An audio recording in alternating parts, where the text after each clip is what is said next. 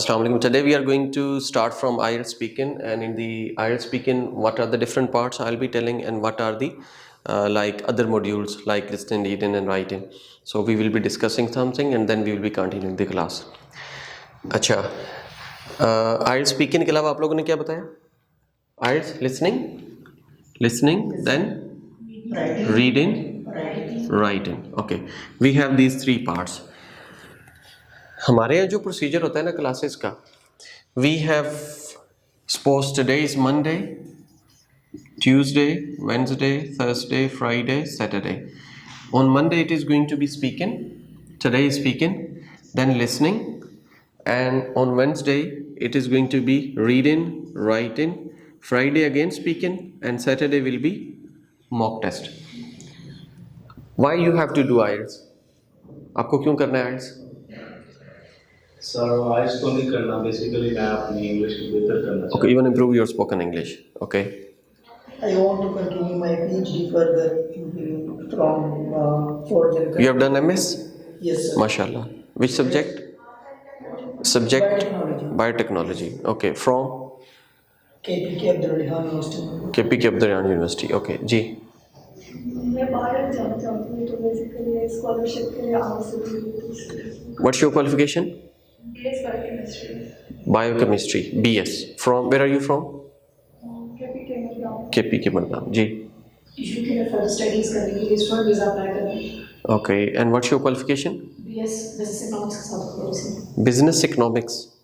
Okay. You have done also BS? Yes sir. BS in? English. BS in English. Okay. और आपकी qualification क्या है? Yes electrical. BS Electrical Engineering. Right. अच्छा, अब जो speaking है ना, we are gonna discuss it.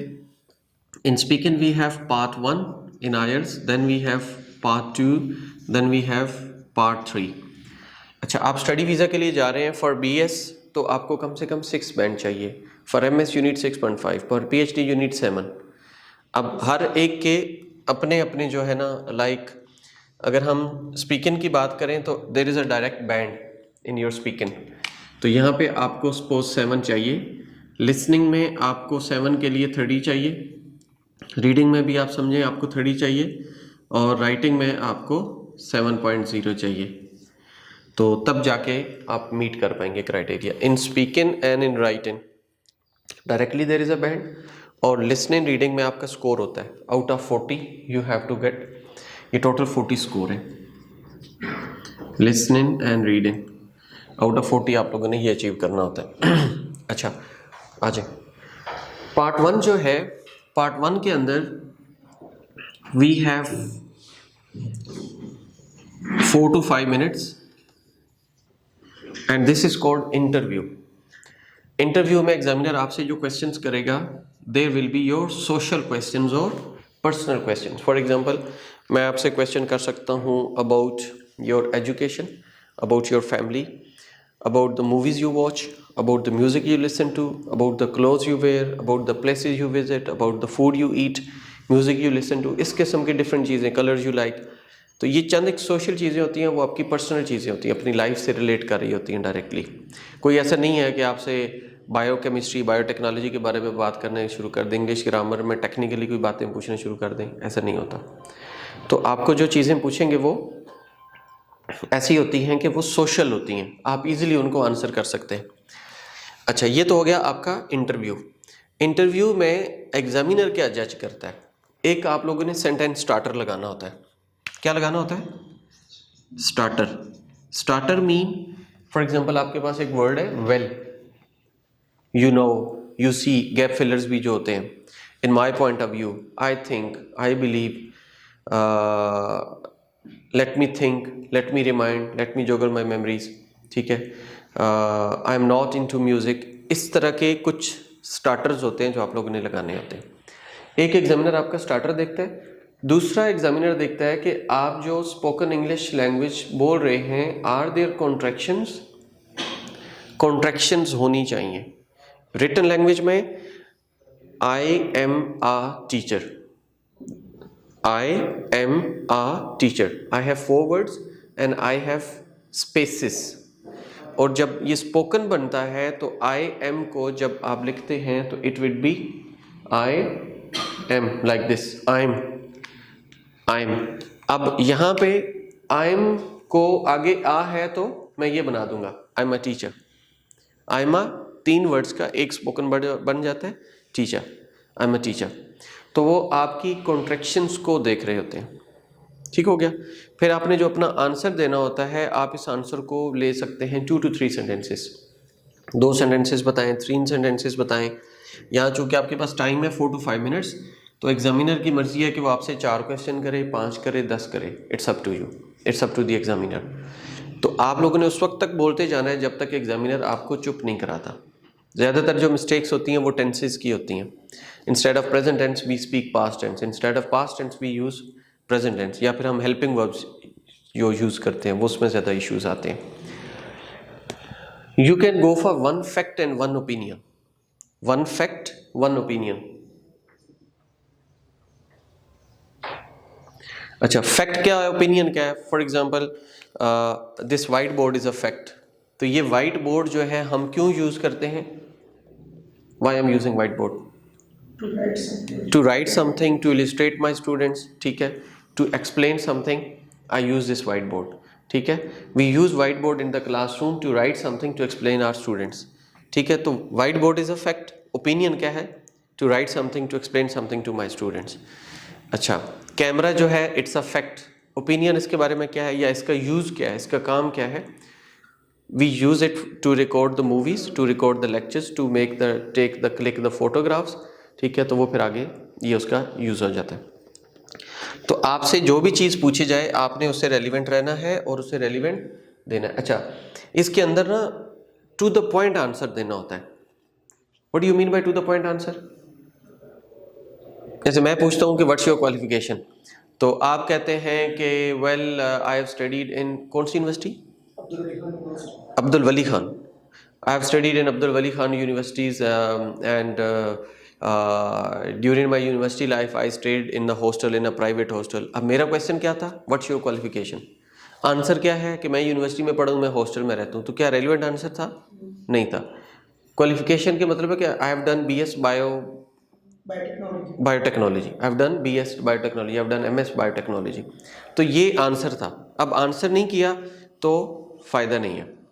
आपकी प्रोनाउंसिएशन देखी जाती है, आपकी फ्लुएंसी देखी जाती है, टास्क अचीवमेंट आप कितने रेलिवेंट रहे हैं, आपकी वोकेबलरी देखी जाती है, ग्रामर देखी जाती है। तो ये सारी चीज़ें जो एग्जामिनर नोट करता है। अच्छा, आपने बोलना होता है 2 to 3 सेंटेंसेस, येस और no, that is not allowed. For example if I ask you do you like to listen to music, आप कहते हैं येस। अब ये आइल्स में आंसर नहीं होता। आइल्स का जो आंसर होता है आपने जस्टिफाई करना है, आपने खुद से वाई लगा देना है। अगर आप वाई नहीं लगाएंगे तो एग्जामिनर आपसे जो है ना पूछेगा वाई। ठीक है, क्वेश्चन है do you like to listen to music, आप कहते हैं जी यस, तो एग्जामिनर पूछेगा वाई। आप कहते हैं नो, फिर भी एग्जामिनर पूछेगा वाई। क्यों? कि आप यस करेंगे तब भी आंसर देना है, नो करेंगे तब भी आंसर देना है। अगर यस के बाद हम आगे से खुद एक्सप्लेनेशन कंटिन्यू करें तो ठीक है। हाँ, because it's a communication language test. पहले हम यस बोलेंगे, इसके बाद खुद explain. Yes, I like to listen to music because it releases the stress. Whenever I'm in a pensive mood, whenever I'm on the long drive, or I have to study like for extended hours, so I like to listen to soft music. That's help me to concentrate on the contact. That help me to like keep an eye on the road, on the traffic. अब ये उसकी justification हमने दे दी ना, थोड़ा सा additional बता दिया, तो हमने एडिशनल बताना है। इसलिए वाई जो है ना वो एग्जामिनर खुद से लगा देता है, वाई और वाई नॉट ये खुद से वो लगाता है। अच्छा, यहाँ पे ये काम आपने करना है। मैं जो आप लोगों को चीज़ें बता रहा हूँ ये वो चीज़ें बता रहा हूँ जिस बेस पे आप 7 बैंड ले सकते हैं। ठीक है, मैं आपको वो चीज़ नहीं बताऊँगा कि आप जो है ना 4 बैंड लें या 5 बैंड लें। एग्जामिनर क्या चेक करता है हम आपको वो चीज़ें सिखाएंगे, और आप लोगों का जो लैक होता है जिस चीज़ में आप नहीं बोल पा रहे होते हम आपको वो चीज़ें सिखाएंगे। अगर आप 7 बैंड लेना चाहते हैं तो ये टिप्स एंड ट्रिक्स जो हम सिखाएंगे इनको फॉलो करना है, चाहे वो पार्ट 1 की है, चाहे पार्ट 2 की हैं, चाहे पार्ट 3 की है। पार्ट 2 के जो मैं आपको क्यू कार्ड्स की लिस्ट दूंगा उसी में से आएंगे। Suppose I am giving you 20 cue cards, तो 20 क्यू कार्ड्स में से ही आपका क्यू कार्ड आना है। अच्छा, ये अभी सुबह सुबह मैं देख रहा था एक स्टूडेंट का रिज़ल्ट। अभी भी एक बच्चा आया है UKVI जनरल ट्रेनिंग। आप में से UKVI GT वाले आप हैं। अब वो जो लड़का मेरे साथ फ़ोटो बना रहा था, ठीक है, वो रिज़ल्ट उसका अल्हम्दुलिल्लाह आ गया है। और उससे पहले एक रिज़ल्ट मेरे ऑफिस में अभी वो लेकर आए थे। उसको जो मैंने क्यू कार्ड्स की लिस्ट दी थी, उसी क्यू कार्ड में से उसका क्यू कार्ड आया। अगर आप लोगों के पास IELTS 7+ बुक है तो आप आए पेज नंबर 9 पे।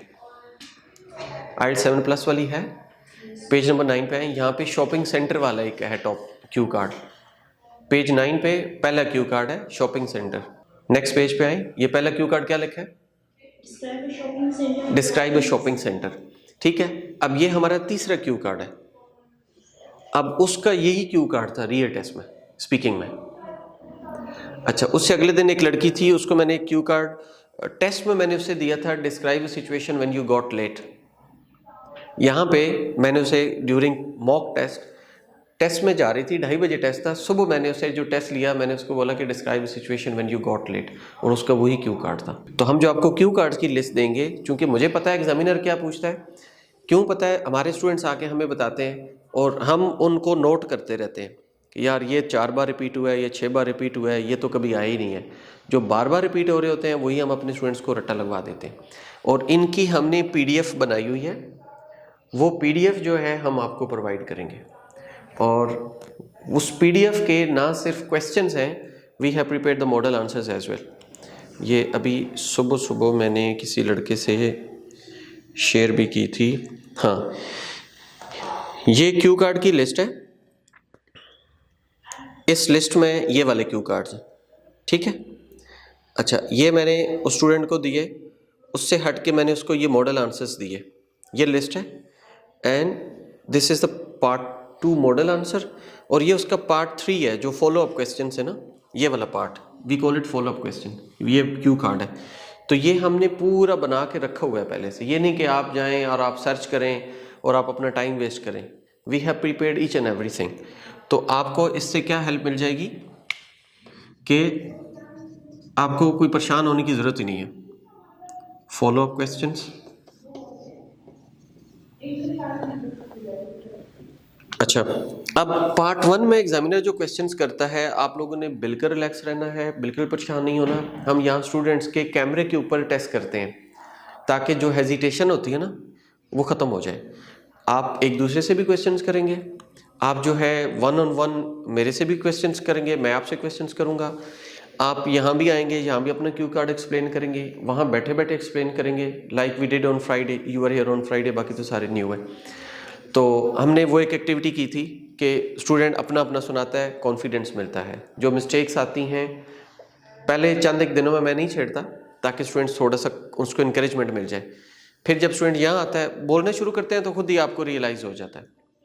हम आपको साथ साथ नोट्स बनाते जाते हैं, आपको पता चल जाता है कि मेरा ये एरिया वीक है, मेरा ये एरिया स्ट्रॉन्ग है। Then you sit in front of the camera with me. आप लोगों ने सोशल मीडिया पे इंटरव्यूज़ भी देखे होंगे। उससे ये होता है कि स्टूडेंट्स को थोड़ा सा हौसला मिल जाता है। फिर जो है ना, उधर कैमरे पे भी हम बिठा देते हैं, यहाँ भी बिठा देते हैं, मेरे ऑफिस में भी रिकॉर्ड कर लेते हैं, तो थोड़ा सा उसको बूस्ट मिलता है और वहाँ जाके बड़ा अच्छा परफॉर्म कर लेता है। अभी 2-3 दिन पहले हमने एक 6.5 वाला रिजल्ट लगाया हुआ था, एक लड़का था ताउर रहमान उसका। तो उसका 2 मॉड्यूल में ठीक नहीं हुआ, 2 में ठीक हुआ है। जिनमें ठीक नहीं हुआ उसकी वजह यह है कि उस दिन वो क्लास में ही नहीं आता था। जब क्लास में नहीं आया, उसने वो चीज़ें सीखी नहीं है, तो उसने ऐसे जाके दे दिया है। अब सपोज 2 में 6.5 आ रहा है तो 2 में 5 आ रहा है, तो कितना ज़्यादा फ़र्क है। तो जिसमें उसने तैयारी की वो अच्छा स्कोर ले पाया, जिसमें उसने नहीं तैयारी की वो नहीं ले पाया।